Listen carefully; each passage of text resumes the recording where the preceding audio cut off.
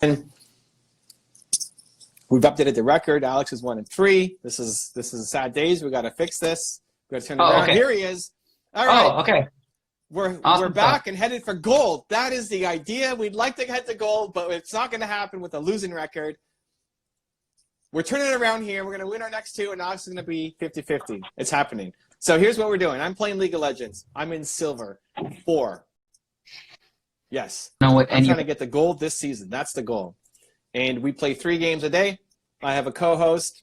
Alexei is my co-host of the day. You guys ask questions. He's going to find them, read them, answer them, and then I'm going to answer them. We're going to move on to the next one. Alex, let's go. Let's get a win. Let me play my Teemo so we can win. Why was your Teemo banned? Here's your first question. That's for me. Why was a character banned? How does that work? People ban Teemo all the time. So when you log in, there's 5 against 5, and everybody gets 1 ban. That means the other team and your team can't play. People hate Teemo, and so they ban him. Why do they hate Teemo? Why do they hate? He's super annoying. Oh. And that's what you love to play. Oh, part of it, for sure. Yeah, yeah. Even Heimerdinger, who's my backup champion, and then my third backup champion would be Karthus, they're all super annoying. I love it. It's like I have a psychological advantage before even getting to the game. Guaranteed, as soon as people see that I lock in Teemo, the others are like, oh my God, Teemo. When I play against a Teemo, like, I can't believe I'm up against. I hate Teemo. I hate him so much. Yeah. So it's awesome. All right, let's get to the questions. So the first one is an easy one. What game are you playing? So you're playing League of Legends. League of Legends. I got my Teemo. Very excited. I just locked him in. So there we things go. are looking good. We got to get a win. They don't know the annoying things that are coming their way. Yeah. So why he's so annoying is because you're running around on the map, right? And you essentially capture the flag. You have to kill the other base, right? Okay. So you're trying to get to the other base. And there's 5 against 5. One of Teemo's abilities is he drops these mushrooms in the ground that are invisible. And so when people run over them, they die, but they can't see it, right? And so when somebody's really low, like they're about to die, but they feel like they got away, like, oh, I got away, oh my God. And then they step on a mushroom and they die. Like, I hate Teemo so much. That's great. Can you have 2 Teemos? So can you have a Teemo and can they have a Teemo? No. Oh, so you can't. So it's 10 unique characters then. Yeah. So if the enemy team picks a Teemo, I can't play Teemo. But nobody picked Teemo. I got my Teemo. We're good to go. All right. Okay. You better win. Yeah. I'm excited. All right. Let's keep going. You go, Alex. Oh, thank you so much. I appreciate the love. Same person who said go for the gold. Amazing. All right. Thank you. Reset your human. Aw, thank you. All right, let's keep going. Let's see if any questions pop up. So we got a lot of people. Annoying equals challenge. Annoying equals challenge. Yes, yes. I think you know. Well, I think she's talking about Teemo being annoying. She's it's annoying. It's a challenge. Challenge or challenger? Challenge. Hero challenge. Annoying equals challenge. Yes. All right. Can we watch the game play also? LOL. How do they watch you play? How do they do this? I mean, I don't think this is going to be that helpful. No, you can't really see what's going on. I mean, I don't think this is what they're asking for. Can they log in? Can they watch your game? Oh, actually, sure. If you look up Believe Team, you could spectate my game. So what are they? They just look up Legends and then they look up Believe Team. Believe Team, North American server. You can spectate my game. We're going to start very soon. Awesome sauce. All right, let's go going. So I think even this is a good lesson for entrepreneurs in the selection of champions, because I don't put in enough hours to win on different characters. Some characters need a lot of mechanics. Like you got to practice the combination. Like I'm not gonna put in that much time to get great at it. So I need something that's strategy oriented, which I'm naturally great at, so it's easier for me to win. Less mechanics, so I'm not going to practice enough to win. And psychological advantage. Because when you can tilt the enemy team, tilting means like they freak out and they lose their cool and they leave, right? With all the invisible mushrooms. Oh yeah, but even now, already some of them are tilted. They're mildly tilted just by my champion. They can't believe that they have to go up against a Teemo. They're not happy, right? Alrighty, right now, alrighty, the enemy team wrote. Look at this. I can't make this up. Can you guys read this? Look. Can you see that? Can you see what it says? Well, it's reverse. Oh, okay. Yeah. Okay, so the enemy team. You have to flip the camera. You have to flip the camera. If you flip it. Matter. No, it's fine. I gotta play. The enemy team. One of the guys in enemy team writes, "WTF? 1 million mastery on Teemo." What is that? The more you play a champion, the more points you get for that champions. So he's upset that I have 1 million mastery. So not only Teemo, but that I have 1 million points on Teemo. Alrighty, before we even started, he's already tilted. This is great. It's amazing. Mind games. Now, I have to watch out because I can even push. In my darkest moments, I can really push somebody off the edge. It's not good. It's actually not that hard. Like, we lost the last game because one player went 0-12 or whatever. All you have to do is find the weakest link on their team, the one who hates their life the most and just came back from a rough day, and just push them. And most people hate their life so much that they don't need a big push. And they think they can, like, you're not going to tilt me. That's not going to happen. So it's easy to get into tilt warfare and just make them freak out. Like this person who wrote that, a weaker version of me would just be on them all game and they would lose. I would win. It's an easy way to win. Psychological warfare. I just don't feel good about myself. I don't mind being the Teemo, but then pushing on somebody. Once I realized that this is some kid or this could be a 12-year-old kid. It could be, but there's a lot of ads. When somebody who like genuinely hates their life right now, and I'm pushing on them, I don't feel good about it. I mean, my win rate would go up dramatically. I just don't feel good about it. So it still shows up every now and then, but not that often. Yeah. If it was win at all costs, then for sure be doing it. But you play to your strengths, right? I mean, same thing in entrepreneurship. You got to play to your strengths. What are you good at? Evaluate the playing field. What are you amazing at? And play to those strengths to win. All right. Well, I think everyone's super grateful that Evan is not being the evil villain he can be, because he's got a moral compass most of the time. Most of the time. If it's a really high pressure game, and I've had a bunch of trolls in the past few games, I don't know. I might break it out. Like if I'm to get to the next level, like to graduate to gold, if I'm in my promotions to get to gold, I don't know. I might bring it out. I honestly, it might happen. Okay. When you gotta win, when it's all on the line, maybe.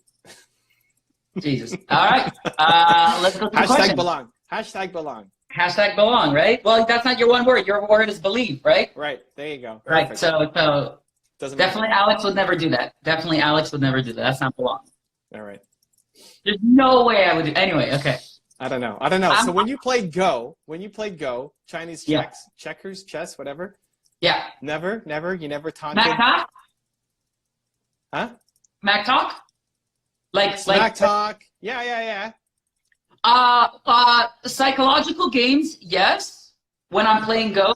No, but Alex would never do that. Emotion, like insecurities and weaknesses. No, I never did that. Yeah, but that's all it is. Wait, what do you think Smack Talk is? That's exactly what it is. No, like you're typing like negative things to them. That's what you mean, right? Like you're like poking at their insecurity. But that's what Smack Talk is. No. But I'm saying I never did that. So that's what I'm asking. Did you ever do when you played Go? You never. Oh no. In Go, which is Chinese chess, it's an ancient game. What I did do is I would. Okay, so what I don't. Okay, this is true. Okay, I'm gonna be a little petty. Okay, so I was in a tournament once, but I never talked. I never said anything. But okay, so you judge it. Okay, look. So I already know what's coming. And I'm about to lose. And so I'm like, oh no. And so I made a move like a bluff. So I made a bluff. And I made a bluff move. And I kind of paused and I'm like, ugh. And I was really intense trying to like bluff my way for the person to make a mistake. And it worked. But I never said anything. It's like poker. I never, listen, I don't, anyway, can we just move on? What is it like? You don't have to necessarily say anything. It's what's No, the intent. no. This is different. What you're talking about is a superpower, Evan, that you have of reading people and you use it. Yeah. No. Not Yeah, to, but not to that's what you did. That's what you did. You read the guy and you mention said, the you know person what? as a human. No. It's very, it is so different. It is so different. Anyways, moving on. Mr. High Ground. I Carmichael, would no never way. do this. No way have I ever. Meanwhile, nobody's buying what Get you're out of selling here. right now. Get out of here. Nobody's Okay. buying it. You're also Okay. comparing someone who was 16 years old, even if you say I was like that, to someone who's in their 30s, okay? So Yeah, very different, okay? I mean, I very would different. take this version of Alex, and I don't Yeah. know. I don't know. On his best days, for sure. On his worst days, Okay, you're fine, okay? mhm. So, what is it like growing up in Toronto? Love from Canada. Now that we love- lost the whole audience down that rabbit hole. 5 or 6 people, it's okay. Listen, oh it my was God, fun. 7 people. All right. It was still So, fun. from Steve is, what is it like growing up in Toronto? Love from Canada, Canadian flag. I love Toronto. I mean, I've traveled to a few U.S. cities. I've traveled to a couple places around the world. What I love about Toronto, for me, is one, it's multicultural. It really is. So I've traveled to Chicago. I've traveled to New York, and I find like just walking down the street, I see people from all parts of the world, and it just feels amazing. And I forget how I take that for granted until I go travel to another city in the States. And so I love Toronto for one, its multiculturalism. 2, its variety of food because of its multiculturalism. 3, that it does have the hustle and bustle, but it's not as extreme, let's say, as New York. So I've been to New York once or twice, and I find that people, I'm not saying they're a lot, it's not that they're cold, people in New York, but they're much more focused on their world and where they have to be next. In Toronto, I find people are a lot more friendly and open to, even like when I ask for directions and I'm lost, like there's a lot more people willing to help. And I remember when I was younger with my mom and we didn't really know our subways and like how to travel, like us just looking confused and lost, people would approach us and ask us if we need help. And I find a lot of other places where I travel to around the world, that doesn't happen as often, especially the bigger cities like New York. So I do find that people are a lot more, not just more approachable and are willing to approach strangers in Toronto than some of the bigger cities. So I love Toronto. I love Toronto for many reasons. I right now, at least, I can't see myself living somewhere else. Evan, what do you think about Toronto? So I agree with a good chunk of that. I mean, I think definitely the niceness for sure. I mean, Canadians are super nice. The multicultural and food, yes, but it depends. I mean, you just compared it to Chicago and New York, which are also fairly multicultural and have a pretty amazing restaurant scene too.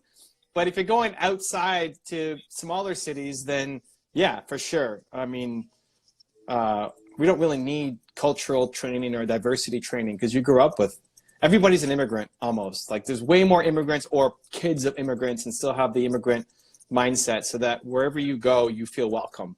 When people come in from other countries, they're immediately welcome.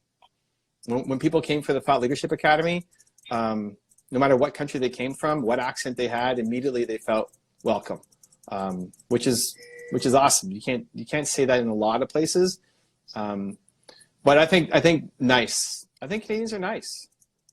I think, and even Toronto is maybe not as nice as other cities. It's the biggest city, but still compared to a big U.S. city, I think we're super nice. Toronto's awesome. Canada is awesome. But yeah, absolutely. Like Chicago has amazing food. I've been to Chicago. They have delicious food. No way am I knocking Chicago for its food. Yeah, or it's multiculturalism. Well, no, like listen, you can walk in downtown 2 blocks and you'll be in Chinatown 2 blocks and you'll be in Little Italy 2 blocks and like you can hit such a large scope of different cultures and foods within Toronto that I find. You cannot go 2 blocks from Chinatown to Little Italy. 4 or 5 blocks, whatever. You know what I'm talking about. Okay, well, you know what? Okay, whatever. Let's go to the next question. Ferris asks, hi guys, I'm 30 years old and I'm lost in life. I'm a doctor, GP, so general practitioner, and I want to have this specialty that I care about, but I feel like in 30 in 30 years old, you should figure things out in comparison with your friends. No. That's no. I mean, I know some incredible people who are in their 40s who figured it out and started to build what they want to. I think that what's incredible right now, you're in a stage where you know the dedication it takes to go after something, like being a doctor, like the focus, the hard work, the obsession, which is incredible. And so it sounds like you want to specialize in one field within medicine. And I want to have this specialty. So a field, so you're a general practitioner, you want to specialize. So you know the dedication and work it takes to be a doctor. So you have the ability, so go after it. Right? I think living a life where you regret not doing the thing that you want to do is so much worse. So what? You'll be 37, and then from the age of 37, I mean, I don't know how long it takes to specialize in the thing that you do, but if let's say it takes 7 years for you to get to the thing that you want, and then from the age of 37 to 64, 65, you're doing the thing that you love. Isn't that amazing? And you think your friends are not going to love you for that? And be like, it's incredible, and be an inspiration. Dude, you should, or person. I mean, dude, I'm assuming, man or woman, person, whatever. I can't assume Paris, right? But whoever you are, no, it's incredible. It's incredible. It's incredible. Go and do the thing. It's not too late. It's not too late. My mom, at 63, 64, learned to swim. She was afraid of water, to get into water, open pools of water her whole life. And at the age of 64, she faced her fear and she learned to swim. A woman who definitely is scared of getting into oceans, getting into water, and now she's traveled to Cuba, she swam, and it's incredible. And her only regret is, I wish I did it sooner. I wish I did it sooner. And I've seen my mom cry in like, she's in a swimming pool and she's crying. She's like, I can't do this. And I'm there with her. I'm like, yes, you can. And then she goes and does it. So you know it, go do it. It's incredible. Most people don't even know what they're passionate about, and you do. So go and do it. That's my answer. Evan. Wait, they do? They know what they're passionate about? Yeah, I want to have this specialty that I care about, so they know it. So I'm a doctor, GP, general practitioner, and I want to have a specialty that I care about. But I feel like so they're in their 30s, right? I'm in my 30s. I should have already figured it out in comparison to my friends. But but they know what they want to do. Yes. Oh, got it. Okay. I was laughing through that because one, the enemy team, the person who was upset that I was Teemo is doing all these like frowny faces in the all chat, like they're not happy.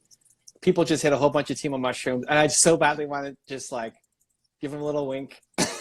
But you know, they'll tilt off the planet. Like, this is so easy. It's so free. You gotta just constrain.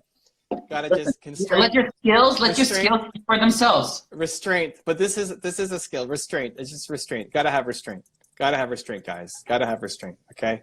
Gotta have restraint. Let's not pick on the person who hates their life here. Speaking of hating their life, friend who asked that question, your friends hate their lives.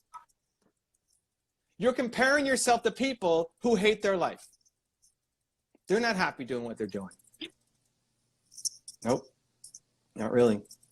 Most people are not jazzed by the work that they're doing. They might put some fake front on, but they're at home crying in the mirror. Your friends don't love what they're doing. And to put your happiness as a comparison to what they figured out and are going through is ridiculous, is the thing that you need to change, is one of the most important life decisions you can make, even more than chasing down your dream of becoming a specialist if you know what it is you want to do.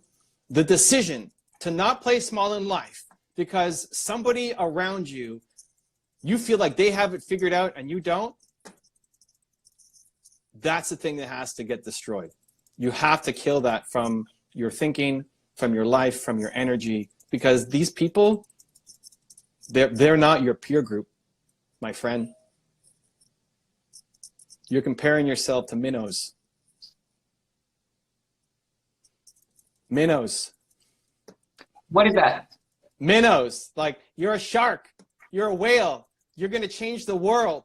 And you're going to stay being a GP and hating it for the rest of your life because you're comparing yourself to minnows who also hate their life. This is a losing proposition. So go be the specialist. If you know, I didn't understand that they actually knew what they wanted to do. So then it becomes even more risky of now you gotta explore. But even then, it's still worth it. You have to stop making your decisions in life based on what your circle is doing, because they don't love what they're doing. So if you want to be unhappy for the rest of your life, follow them. You want to be happy, have an impact, have a purpose, you have to stand on your own and do your thing. That's it.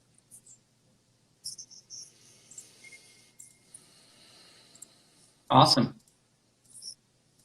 All right, let's keep going. He wrote, or he or she, sorry, I should stop saying he. The person wrote a follow-up. Please tell me I'm wrong. You're wrong. Watch that part back. Yeah. Your friends hate their lives. How are we doing? Speaking of, we're tied. I'm crushing it. Okay. I'm 1-0-3, so I'm crushing it. But my team is tied, so my team isn't doing so well. Put out more shiitake mushrooms, okay? Yeah, I'm working on it. I'm just starting to get all of them. I'm just starting to scale up. We're trying. Oh, another teammate died, so now we're behind. So it's getting rough. It's getting rough, but we're seeing what we can do here. All right. Next question. Have you ever invested into things for your business that haven't turned out to be profitable? How did you overcome the frustration from this? Evan, I mean, I think you specialize a lot more in this. The thing I've invested in is in people, and that hasn't always worked out. So for me, to have an instructor at our school, I need to invest a lot of hours. You're taking someone potentially who's not only not a great dancer necessarily, but also doesn't have the public speaking skills or the energy or leadership to maintain a class. And so, especially at the beginning, I remember, I went through a lot of assistants. I would train them in between classes, after classes, meet on the weekend, and for whatever reasons, they wouldn't work out. Maybe they didn't really want it. There's a million reasons. I picked the wrong person. So the way that I overcame that frustration is I would look at, honestly, the people that I'm picking, the time that I put in those people, were they the right people? Were they the right people? That'll be one, right? And so when I look back, some of those people weren't the right people, and that was my mistake. So I had to learn that. And then two is learning to get better at training, learning to get better at being a leader.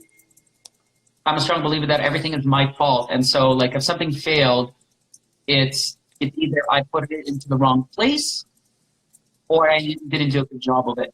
And so I didn't carry it through the way I could have. It's not a learning experience for next time. And so it's just like, for me, it's like you go through a breakup. If you go through a really bad breakup, do you quit on dating altogether, or do you learn lessons and just get back in the game? And the answer, I don't think ever, is I'm going to quit on relationships and never date again. I don't think that's a great lesson. There's nothing wrong with being alone. I'm just saying that's not a great lesson. So the lesson from it isn't that I quit on training people because it didn't work out for whatever reasons, whether it's a lack of skill from my part or I picked the wrong person, which is still, again, a lack of awareness of who the right people are. It's just go back into it and get better at it. That's my answer. Evan? The problem is the expectation that you're going to make a profit off of the first thing. Expect to lose. Expect it not to work out. That's like more testing. Most things that I do now don't work out. If every time I failed at something, I looked at myself and said, man, I suck. This should have worked and it didn't work, and so I'm not going to try. Like, that's not how you win as an entrepreneur.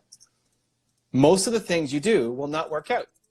The successful entrepreneurs, your heroes, the people you love and look up to, have failed a whole ton. They've lost money on tons of things. Expect it. Try to minimize the downside. Try to not spend as much time or money on something, right? You learn, you get better for the next time. But the expectation that your first idea is just going to go off and crush for you, that's the problem that you need to fix.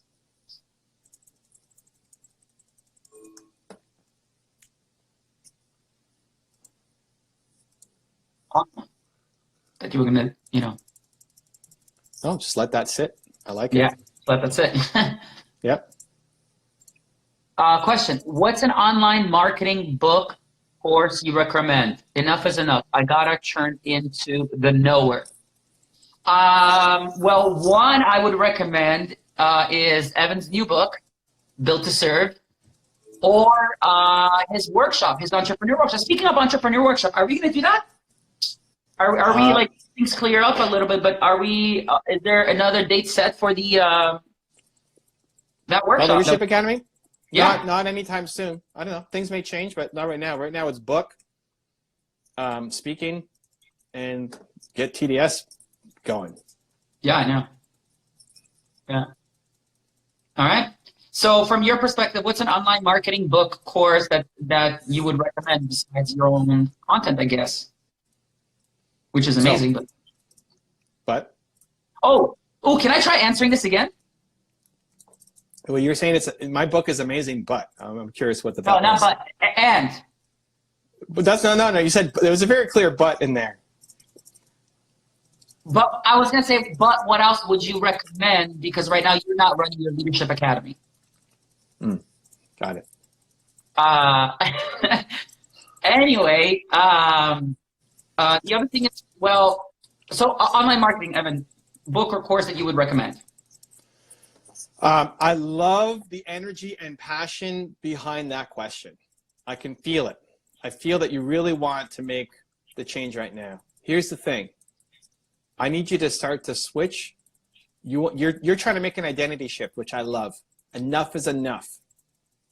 They said. Who said it? What's the question? Who's the? Reset your human. Ask that question. Reset your human. Ask that question. Great. Listen, this is what you need. You need to reset your human right now. This is an identity level issue right now. But here's the thing. You do not need to become the knower. That's not the identity that you need. It's the doer. There's tons of people who know things who suck. There's so many professors of marketing at universities who can't market anything themselves. They have all the theory, but no practical application.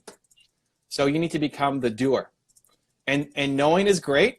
And there's lots of, if you're doing online marketing, a book is not your path because it takes a year plus for a book to even come out. By the time a book comes out, the information is already outdated.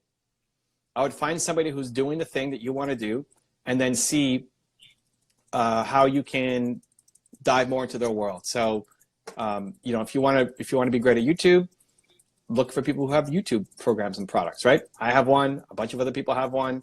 Mess with people a little bit to see if you like their content. Try to ask them a question, on a live, see how well, you jive with their vibe, and build from there. But it's not about knowing. You're ready to, what is it? Next human again? Be the next human? Evolve your human? What's their name? Reset your... reset your human. Is that it? Reset your human? Yeah. I'm so excited. You're so ready. I love this kind of person. I love that they've got the mindset to change. They have the desire to change. They're just going about it the wrong way. You need to reset your human to become a doer. You're not doing enough experiments. You're not doing enough tests. You have to take the knowledge and apply it. Apply it. Awesome. Yep. Be a doer, not a knower. Be a doer. Be a doer, man. That's everybody. But this person's actually ready for it. I love it. I love it so much. And Awesome. then sustained doing. Sustained. How are you going to keep that sustained energy? How are you going to keep that vibe, that passion, that connection and make it every day that you're doing it as opposed to just you're feeling fired up right now. Right? Mm-hmm. Yeah. So next question is, how do you find a good business partner that complements your skills and temperament? How do you find a business partner? Oh, my team surrendered, Alex. We lost. Wow. Wow. Weren't you winning? We were even, and then they just went on a giant losing. All right. Well, we're moving Alex to 1-4 officially here. Jesus. None of this matters. Anyway. Okay. This all matters big time. I gotta get the gold. Okay. Well, we'll answer this on the next live stream. So yes, and guys, whoever questions we didn't get to, please come back and then ask your questions again so we can answer them, because there's a ton more. And hopefully we have a faster game, or at least a victory. I mean, a longer game. If we're going to lose, we don't lose so quickly. Right.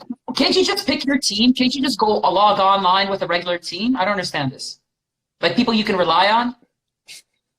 I've got you to rely on. Okay. We'll see you soon.